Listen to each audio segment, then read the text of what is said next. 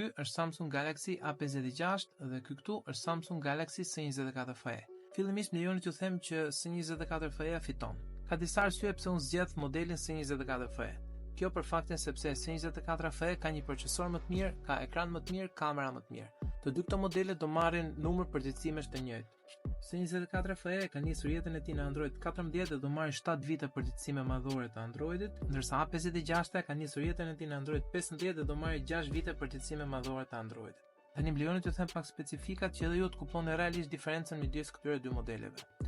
S24 FE vjen i pajisur me procesorin Exynos 2400E, i cili është një procesor 4 nanometra me 10 core 3.11 GHz. Ndërsa A56 vjen i pajisur me procesorin Exynos 15810, i cili është një procesor 4 nanometra octa-core 2.91 GHz.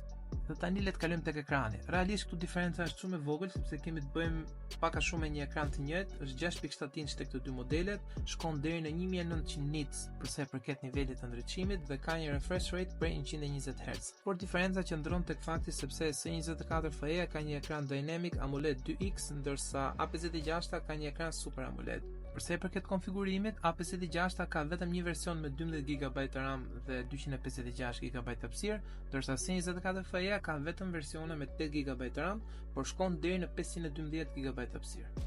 Dallimi kryesor midis këtyre dy modeleve është kamera. Të dy këto modele kanë një kamerë kryesore 50 megapiksel me një aperturë 1.8, por fal procesorit, S24 FE mund të filmojë deri në rezolucionin 8K me 30 frame për sekond ose Ultra HD me 60 frame për sekond. Ndërsa A56, siç mund ta shikoni, është limituar në Ultra HD me 30 frame për sekond. Po të shkojmë këtu tek More, Pro Video, do shikojmë që S24 FE filmon në Full HD me 120 frame për sekond, ndërsa A56 vetëm në Full HD 60 frame për sekond. Dhe për të vërtetën këtu mendojnë se është ajo ndarja midis një telefoni mid-range dhe një telefoni flagship, kamera. Sa i përket kamerës përpara, S24 FE është në Ultra HD me 60 frame për sekond, ndërsa A56 në Ultra HD me 30 frame për sekond. Nuk duhet harrojmë faktin që S24 FE ka Samsung DeX dhe Samsung DeX është një nga opsionet e mia të preferuara tek telefonat Samsung që gjendet vetëm në telefonat flagship. A56 nuk e ka. Diferenca tjetër mund të themi që qëndron tek bateria, sepse A56 ka një bateri 5000 mAh dhe suporton një karikim më të shpejtë me shpejtësinë 45 W me fije, ndërsa S24 FE ka një bateri 4700 mAh dhe suporton një karikim më të avashtë me fije në shpejtësinë 25 W.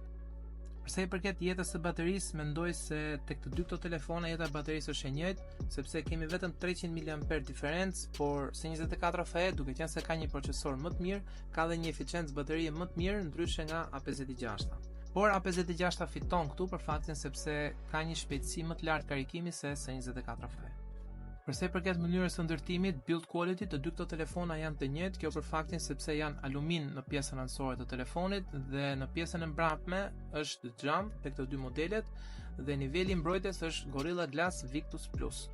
Por dhe këtu kemi një diferencë vogël sepse S24 FE është IP68 dust and water resistant deri në thellësinë 1.5 metra për 30 minuta dhe S24 FE mund ta zhysim dhe të filmojmë brenda në ujë. Ndërsa A56 është IP67 dust and water resistant deri në thellësinë 1 metra për 30 minuta. Por ndryshe nga S24 FE, A56 nuk mund ta zhysim për të filmuar brenda në ujë. Dhe tani për ta mbyllur, A56 sapo e ka nisur jetën e tij, pra sa ka dalë si telefon dhe ka një çmim që është relativisht i lartë. S24 FE është një zgjedhje më e mirë, kjo për faktin sepse ka pak kohë që ka dalë dhe çmimi i këtij telefoni ka rënë pak. Kështu që nëse do isha unë dhe lekët e mia, zgjedhja ime do ishte S24 FE. Faleminderit.